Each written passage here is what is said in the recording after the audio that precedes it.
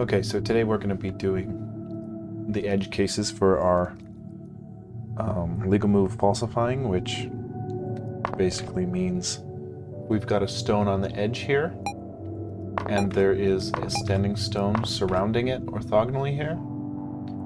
Then if it's our turn and we're in a move type move, this should not be highlighted green as a legal move.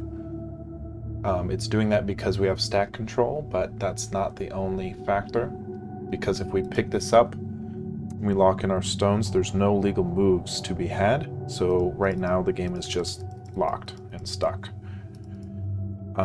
So we need to make it false. We need to make our edge cases false if there is a capstone, a standing stone, or a 14 stack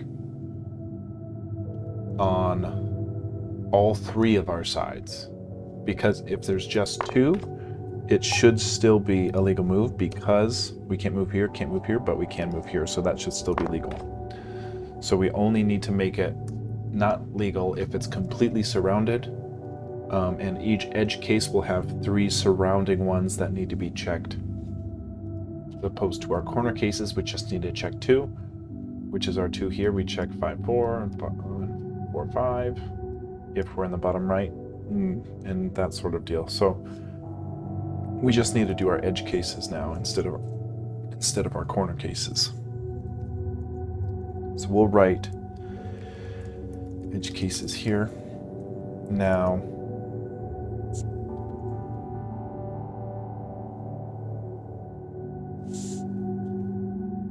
this is within a nested for loop, so we're cycling through every grid essentially, every column, every row first, then every index. I is row, J is index, or column. I is row, J is column. So let's see here.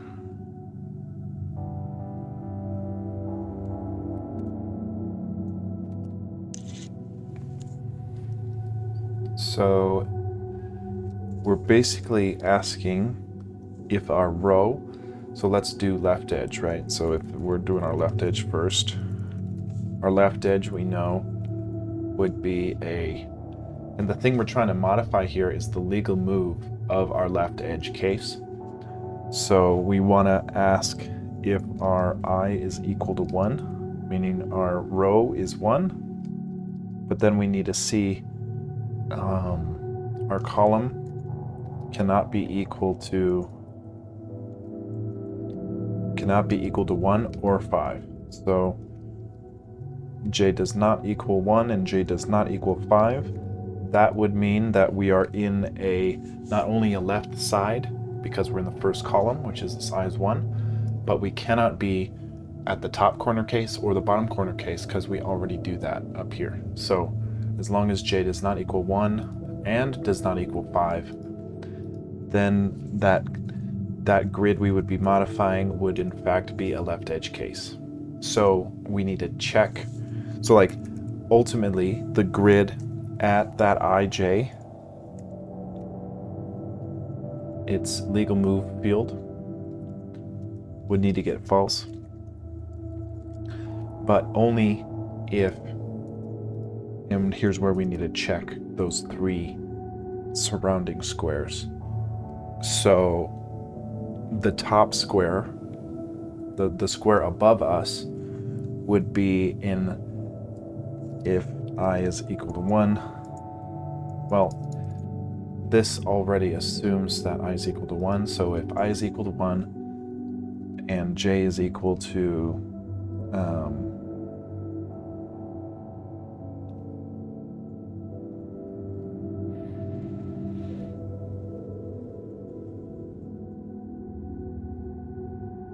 I'm a little stumped, because we need to,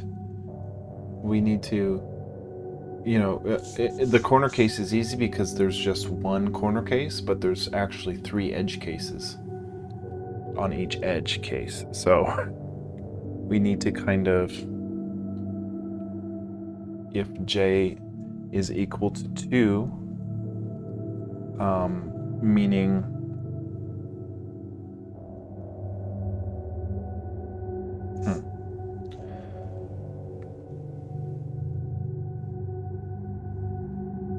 little stumped on how to do this because we need to. It's like we need to do this based on.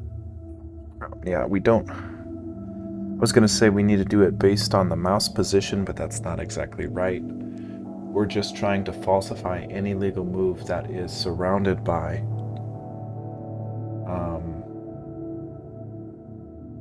standing stones or capstones.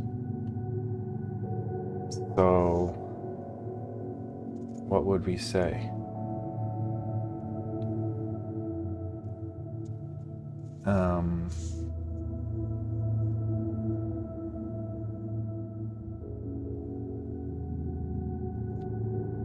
If our j is equal to 2, meaning our top left edge case, because 2 would be our second.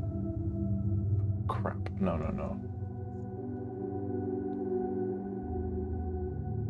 Grid ij. I should be row, j should be column. So this is wrong. This needs to be the first row, and this would be the column. So yeah, gosh, this is so jacked. This is not what I wanted. If I is equal to 1, meaning our row, this is jacked, man. This is jacked.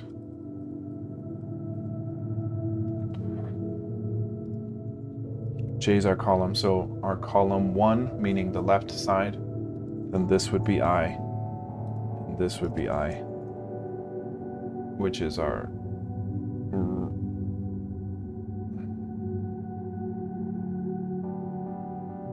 yes. So the edge case, sorry, it's so confusing.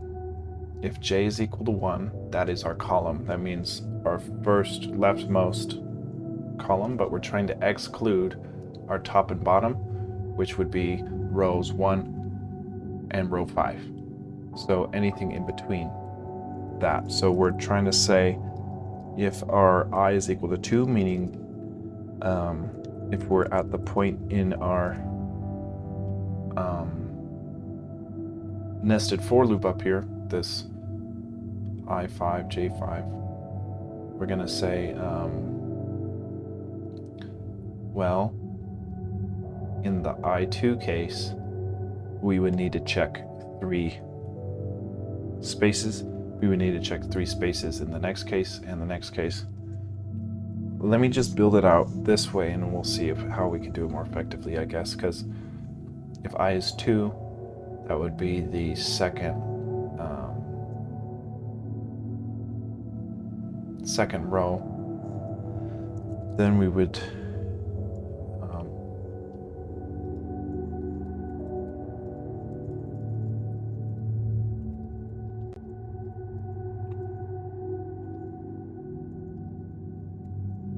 okay. So according to our second row left edge would be an I of 2, so it would be grid I of 2 and j of 1. Second row, first column. So we need to check the grid above us, which is a grid 1, 1. So if this is actually backwards. Crap, man, this is tough. We can't just ask.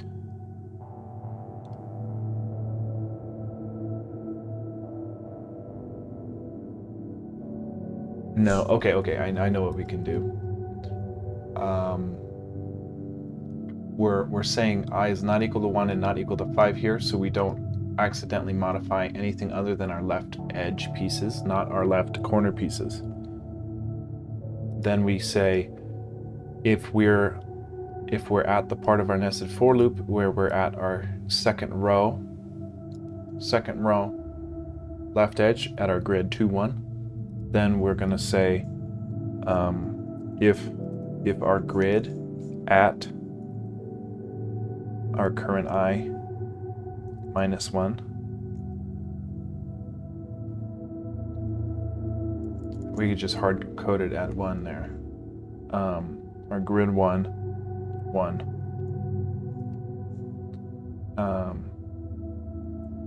if that's stone controlled by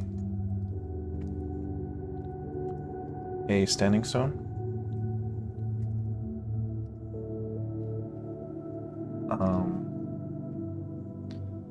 Yeah, if that's a standing stone, and we need to check three things. We need to see if it's a standing stone, or see if it's a capstone,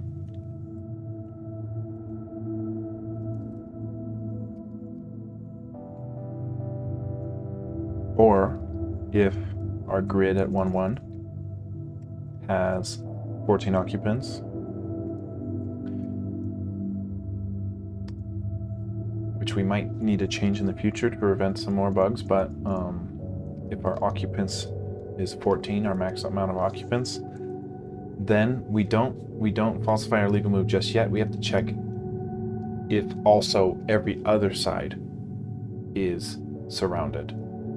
So we need to see if our grid at our I would be 2, and then our column would be 2. So this would be the one to the right of it. We're checking if that is a standing stone, and checking if that is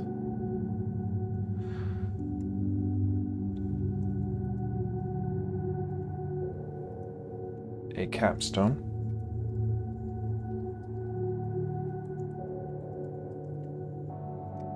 or if our grid to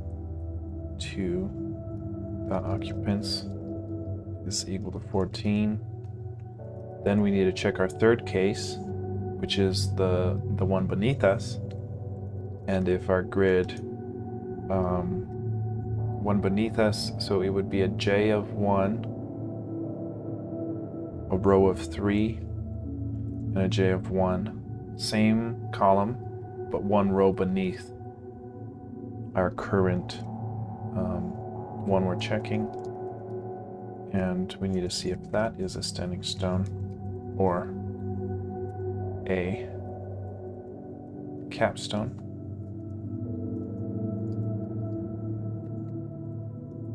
Or if that grid at 3-1 has an occupant field that is equal to 14. Now, if all those are true, then we know it's impossible to move a stack once we pick it up. Therefore, we're just going to make it a legal move. False. So, we're going to say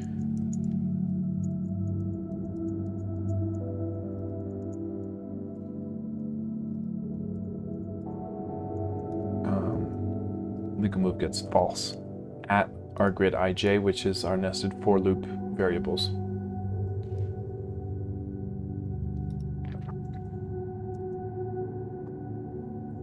So let's test normal standing stones first. If it's our turn, see how it's legal. It's legal over here because it is legal. Like it's supposed to be legal. But if we have, for example, a standing stone or a capstone or another standing stone, then if it's our turn, this is no longer legal. So it seems to be working. But the thing is, we hard coded in all of that code we just typed was only for this one grid. Because we have to manually do this arithmetic stuff. So ideally, we write a little function that is like a left edge legal move falsifying function that we give it a grid. In this case, it's our 2-1, because it's all of our left edges is just these three spaces, this one, and this one. So we need to say, if we could put it in a function, put all what we wrote into a function so that we can say also run that function on this one, preventing these three squares, and this one preventing these 3 squares. Then we don't have to code this sort of logic for each one. But the tricky part is, no, we can use, because see, there's simple arithmetic going on. Instead of this being 1, 1, if we would describe it as I minus 1 and j,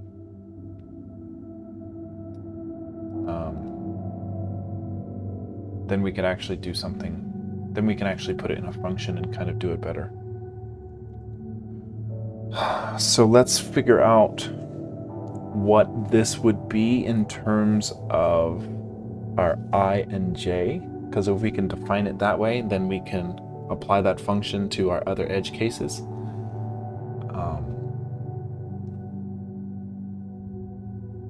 And then we don't have to copy this sort of code. And in copying this code specifically wouldn't help us any, because this is just hard coded in for our 2, 1 space, because we're checking for I being 2 and j being 1 there. So we have to change it all anyway, so that's why it's a good idea to just put it in a function. So if this is, we imagine this as being 2, 1, this would be I minus 1, right? I minus 1 because we're trying to go a row above our space. And not only is it I minus 1, but this is just j. And this is just j. This is just j. Now, the one to the right of us would be same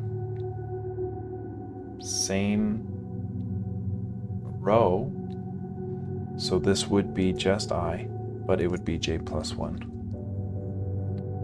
So I and then j plus 1. And if we define it like this, we can scale it for our other 3 pieces, our other 2 pieces. Same I, same row, and 1 column over. And then the one beneath us is our same row, no, same column, but a row beneath us, so I plus 1. So that's the simple arithmetic I was talking about. I plus 1, j, and then I plus 1 and j. Cool. And then this is already defined in ij terms, so we can write a left edge legal move function, something like that, or we can define one and then just call that function here for our second row, passing in our I and j, and we should be able to make it a lot clearer. So let's go up to our functions, and we'll give ourselves a new function. That new function is going to be called something like left edge legal move falsifying, something like that. Legal edge, because what it's doing is falsifying a left edge spot if it's surrounded. So left edge illegal move.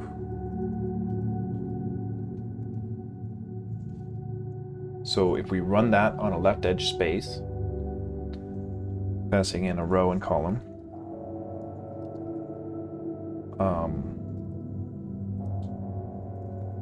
then it will falsify a legal move if it is in fact a legal move. So I guess left edge illegal move kind of makes sense to name it that. Now here's our code, and it checks whether or not the space above it. So we can say right here that this is actually, we can define this however we want. We can either define the parameters as I, or we can define it more verbose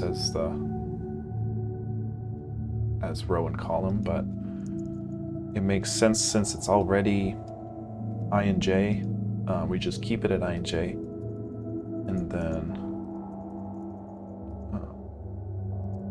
as long as we pass in an I and J into this function, it will falsify the legal move at that exact location if the surrounding stones are all blocking your next legal move. So I'm thinking that'll work. We can take our function here, ij. We just need to remember to pass in our ij for each case.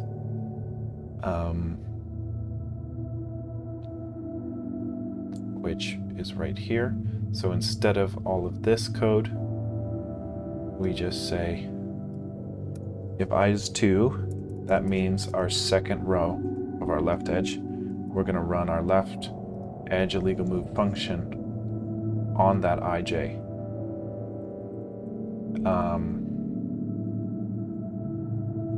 So I guess let's see if that is still working. Now that we've modified it, I'll put in a normal stone with normal stones around it. It's still legal, so we can in fact move it. Let's test it with being surrounded now, and it is no longer a legal move, yet the other whites are legal moves. So our function looks to be working correctly. Now we need to check our other edge cases. So we can say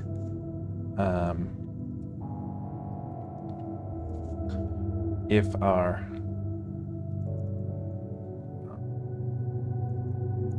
I'm tempted to put this in an else if, but I'm not sure that will work properly. We'll try it, but let's just get it down first. We're checking to see if our I, which is our row, is 3, meaning our left middle space.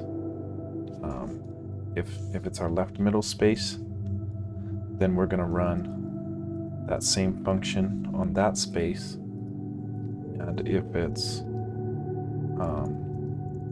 one row beneath that, because there's only 3 left edge cases, so we just have to check each case whether or not it's a left edge illegal move. So now let's see if our other spaces are working. Normal first. It seems to be working normally. Now if we surround it with illegal moves, and it's our turn and we remove type move, we're no longer a legal move there, so we can't pick it up because we're surrounded. So it's looking to be working. Let's just test this one. Surrounding, and it's not a legal move. Even though we have stack control, which used to be our only check for this, if it was a move type move and we have stack control, sure, it's a legal move, but that's actually not the case, because if you're surrounded, you can't actually place the stone anywhere, so we needed to fix that. And then just to be extra careful about it, we're going to check our normal space, and that's rendering as a legal move. We didn't check the 14 occupants space, but I'm thinking we did it right because it's simple. If our stack control, if our standing stone and capstones are working, I'm assuming our occupant spaces conditions are working. So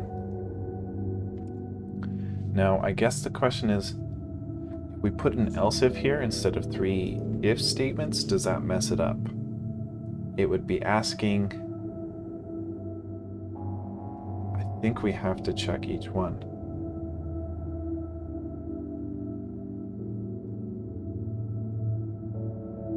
No, we should be able to get away with doing else ifs because,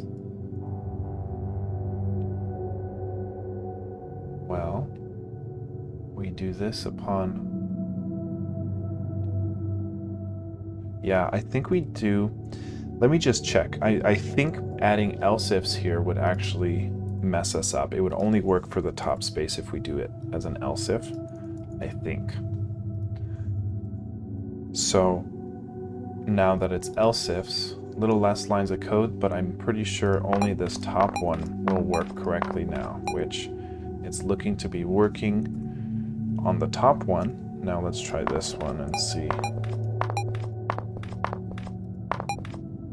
Oh, it's working. So I guess I would think, oh, because it's in the nested for loop, this nested for loop ends right here before we toggle this off, so it would work. Okay, so we can do a little else if there, save us some lines. Cool. Okay, we got left edge. Let's do top edge, right edge, bottom edge, and close this feature out. So our edge cases is if our column, this is our left edge cases, is if our column is 1. Yes. And our rows are 2 through 4. Yes. So let's do top edge. Our top edge would be if our I is equal to 1, which is our row is 1, and our j would be not equal to 1, and our j would also not be equal to 5. So our column cannot be 1 or 5, the leftmost, the rightmost, in the top row. Yes. So this is our top edge. Now we can do something similar, which is we're going to check each of our j's, and if our j is equal to 2, then we're going to run our function, which we don't even have yet, but it's going to be called top edge illegal move, which is just like our other ones. We just need to update the arithmetic. Takes in an I and j. So we can kind of model this next feature, or the top one, based off our side one, because we know what it kind of looks like, and then we just need to write the correct function, and then we'll be good. This is actually j. J is equal to 3. Then we need to do our top edge illegal move, passing in our ij.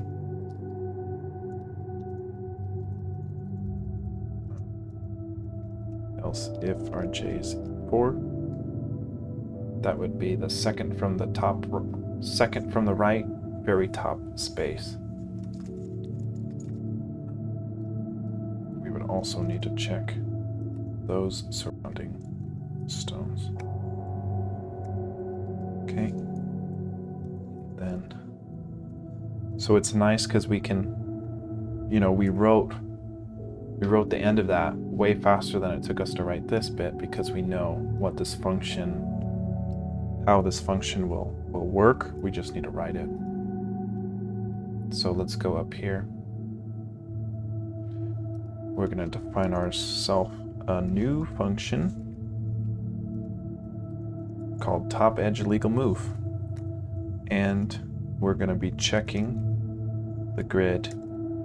Now if it's a top edge, we need to check the space to the left, the space beneath, and the space to the right of our ij. So our left one would be same row, just a j minus 1.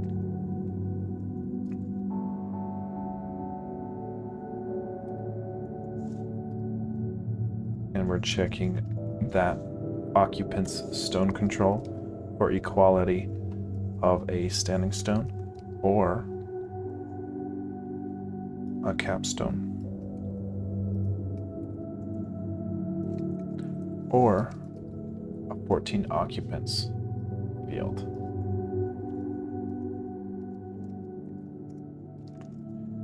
That's just one of the conditions.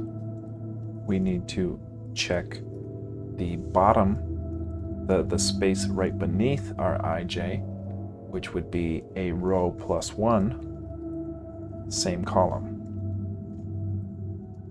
And then that field's stone control, or that occupant's stone control field for equality of a standing stone, a capstone, or capstone, or an occupants of 14.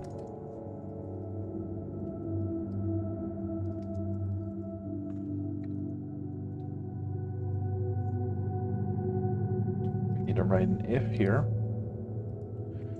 Give ourselves an end. Then we can do the last one, which is the right space to us, which would be our same row, yet one column over, so a j plus 1. And we're checking our stone control. And this would actually be an if capstone, or a field, an occupants field being equal to 14. And if all those are true, then we need to falsify that grid's legal move status. Now, this is also just falsifying unnecessary. This would be going through on grids that aren't even a stack control in our control, if that makes sense. Like this is, I'm saying that because it's like it's not very efficient, because it's if it was a black stone and it was a white stone player move, it would go ahead and check all these things to falsify it, even though it wasn't true in the first place. So we might want to say, we might want to add something saying, hey, if we're a legal move true, then go ahead and check. Otherwise, don't even bother, because why would you falsify something that's already false? Even if it would be false, yeah, it just doesn't make a lot of sense. So maybe we do a move there where we say, hey, if we're a legal move true, go ahead and check to see if all of these things are true, and if they are, then falsify it. Otherwise, you don't need to worry about falsifying it because we're already false. So I think we can add something like, if our grid at ij is currently a legal move, if this is currently a legal move, then go ahead and test if you need to falsify it. That way, if it's not our turn, or if it's already false, we don't have to run all of these lines of code and all these conditions. And same with this one. You know, if our grid at ij dot legal move is a true, then go ahead and check to see if we need to falsify it. So that's a little better designed, I think. Let's test if our top edge illegal move function is working. So, normal stone surrounding first, and it is still a legal move, so we can move it. So let's see if we are surrounded. Now we're surrounded. Now it's our turn. That's a legal move, and this one is not. So it's looking like it's working, at least at this square. We can test this one, but this is we'd have to move. Okay, first of all, now that that's surrounded, we're gonna see if it's not a legal move, and it isn't, and that one is. So that looks to be working. We can check this one as well, and it's looking to be working. So we've got our left edge legal move nullifying stuff working, and our top edge. Let's go for right and bottom, and then maybe we can just get it done. Once you know the framework of how it goes, it's just updating the arithmetic in the new function, and then it's very straightforward. So this would be our, it doesn't actually matter. This is pretty self-explanatory that it's checking each row and then each column in each space. So let's do our right edge. So if our right edge would be a j of 5,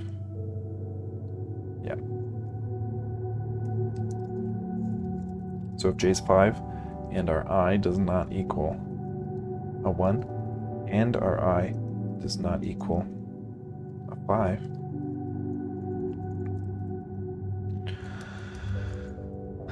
then we need to check each I. So if our I is equal to 2, then we need to run our right edge illegal move function, which we don't have yet. We'll go write it in a sec here. Else if our I is equal to 3, we want to run that function.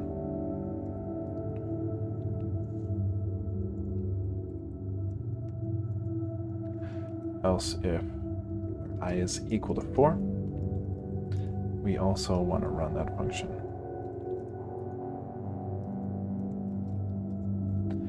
Now, we need to actually just write the function. I want to double check my arithmetic here. This should be, or not arithmetic, just j is our column, so our right edge would have a j of 5.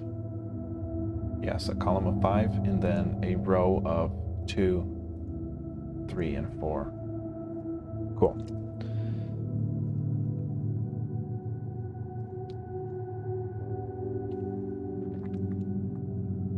So let's write this new function.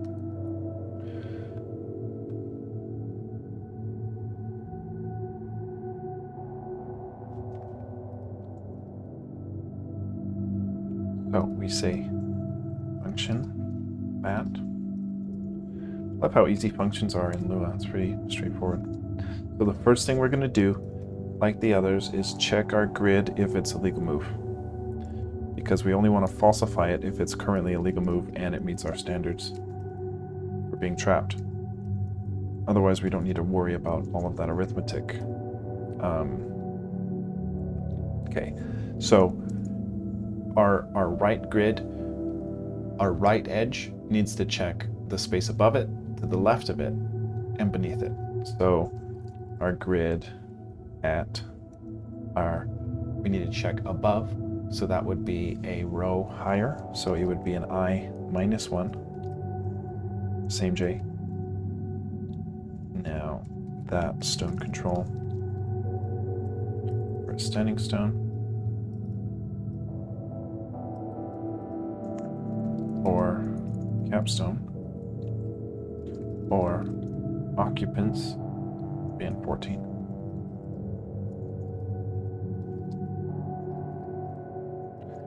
That's the space above. We need to check the space to the left of us, which would be the same row, but a column to the left. So that'd be a J minus 1.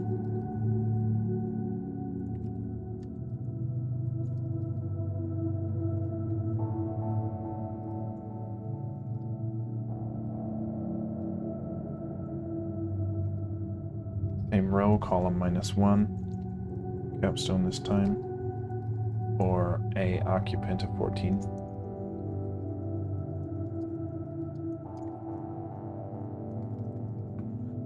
Then we need to check our space beneath us, which would be our same column, just a row plus 1.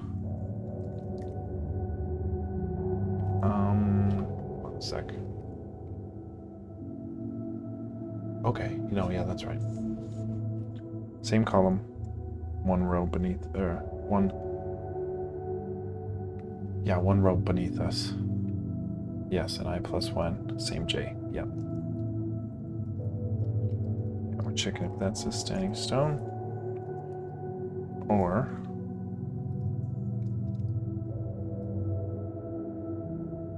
a capstone, or an occupant of 14.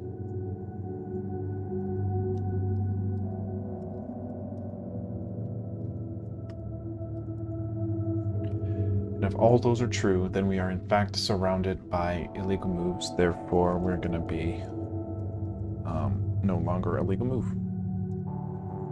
So our legal move will get set to false at that point. And it will have to have been true in order to get this to be false. So we're only checking all of this logic on grids that are already a legal move. And then I think it's good. Let's test it out.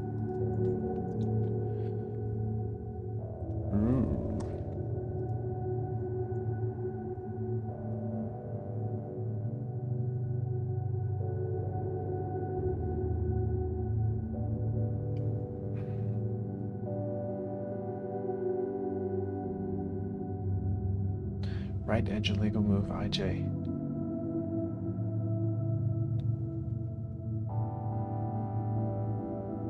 Right edge illegal move IJ. Right edge illegal move IJ. IJ. Where are we crashing? Place state 1169.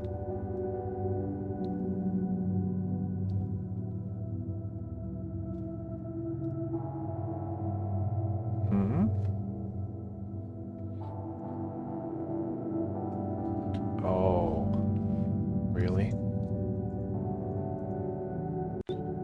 So look, if our mouse, that's weird. If I put my mouse off the side of the screen here and run the game, oh, it still works. Why was it crashing then? Why was it freaking crashing? Maybe it was just a mistake? Okay, whatever. Let's test it. Let's test our right edge. So, this should allow us to move, which it does. Now, if we are surrounded, it should not allow us to move. Not a legal move anymore. So that's working. Let's test this one. This one's working. For the not surrounded, now let's test surrounded. And it seems to be working. And then we can test. Seems to be working. Seems to be working. Cool. We just have our bottom edge left. So let's go ahead and try to knock this out. We're going to give ourselves a function called bottom edge illegal move. That takes two parameters, an I and a j, a row and a column. And the first thing we're going to do is check if we're a legal move. So if grid at our ij is a legal move, then sure, let's go ahead and test those other things. And those other things are, we need to check the space to the left of us, the space above us, and the space to the right of us. So the space to the left of us would be the same row, same I, but a j over to the left, so a j minus 1. So if j minus 1 dot stone control is equal to a standing stone,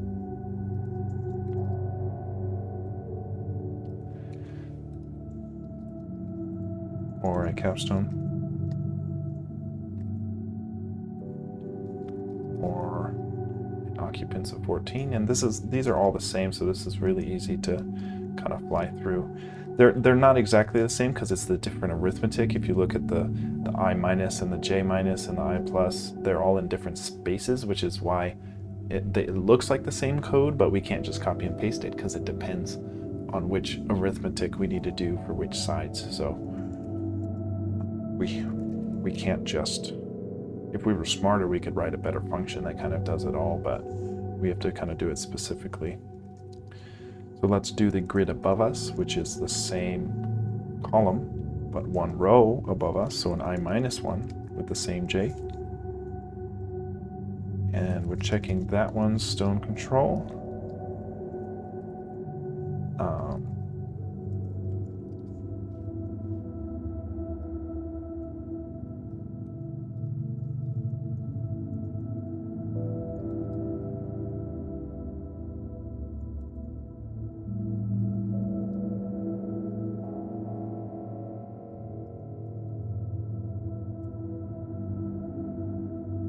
Then we need to check the grid to the right of us, which is the same row, but a column over. So a J plus 1, the same I.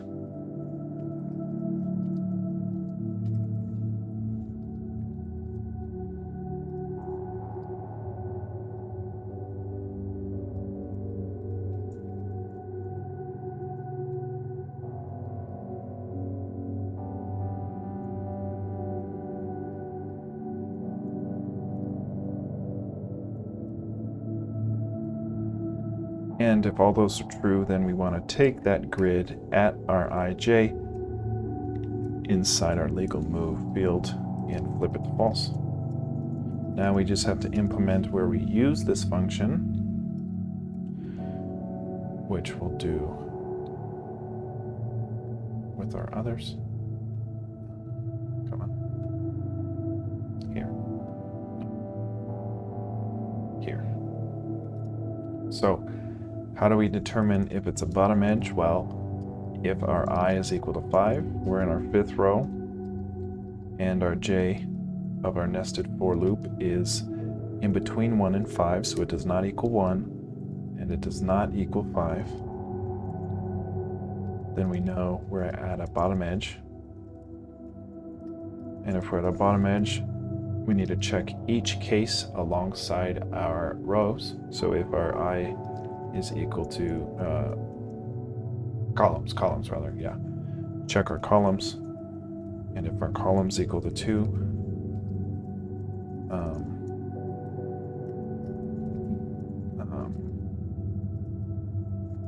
and we need to check the column equal to 3 space, and we need to check our column at 4, all on the bottom row, all on the same I5.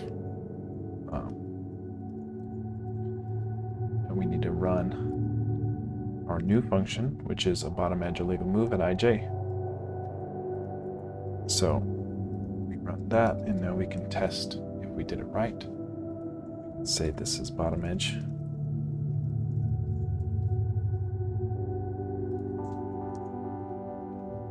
So let's see if normal placement works.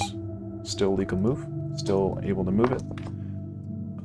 But if we're surrounded by a capstone or a standing stone, it is not a legal move anymore. Yet we still have legal moves for our stack control otherwise. So it's looking like we did it right. That one still works. And it doesn't work if it's surrounded. So it's looking like we got all those cases fixed. Correct. Correct. Okay. Nice. Sweet.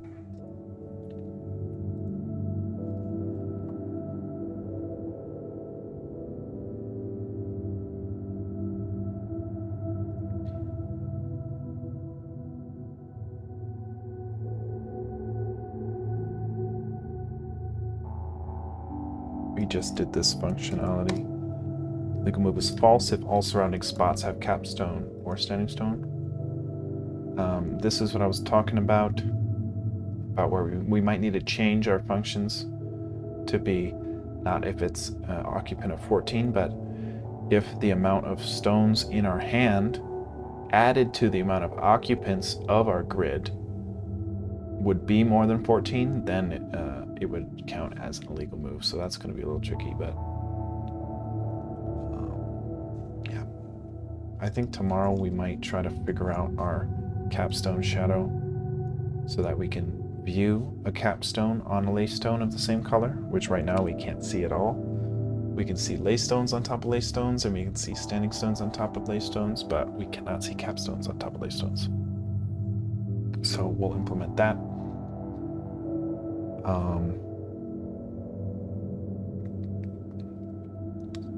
I feel like this was because of our bug in our left column that we ended up fixing a couple episodes ago, which is why it was tough to recreate, because I didn't realize it was only the left edge pieces, but I think we fixed that.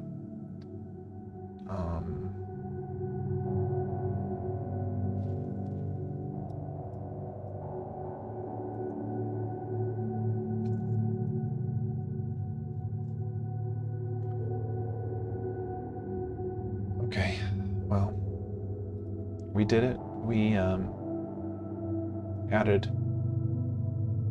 some good functionality today. We take a look at our git diff. It's really easy. We just added 4 new functions: a left illegal, top edge, right edge illegal, bottom edge illegal move, all those functions. And then we actually use those functions down in the area where we're actually doing our other legal move falsifications for our spots if we're surrounded. So if it's a movement event 1, the very first thing we're doing in a movement event 1 is falsifying those spaces that should be false. And as soon as we do that, we toggle this to be true so that we're not doing it every single frame. Just on the very first frame of our movement event 1, we're checking and flushing those legal moves to be false if they're surrounded by, you know, the appropriate stones to make an illegal move. So yeah, I'll catch you guys tomorrow, and we'll do another function or another feature. Hopefully, we're gonna have to figure out how to stop the player from being able to drop.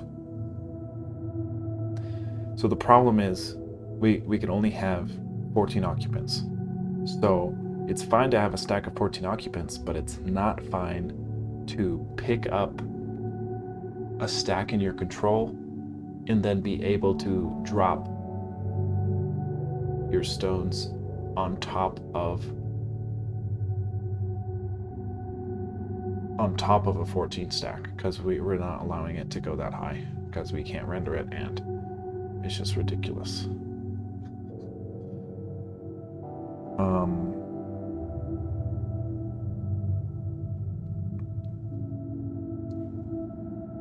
Yeah, so, and we can't have them pick up 5 stones and then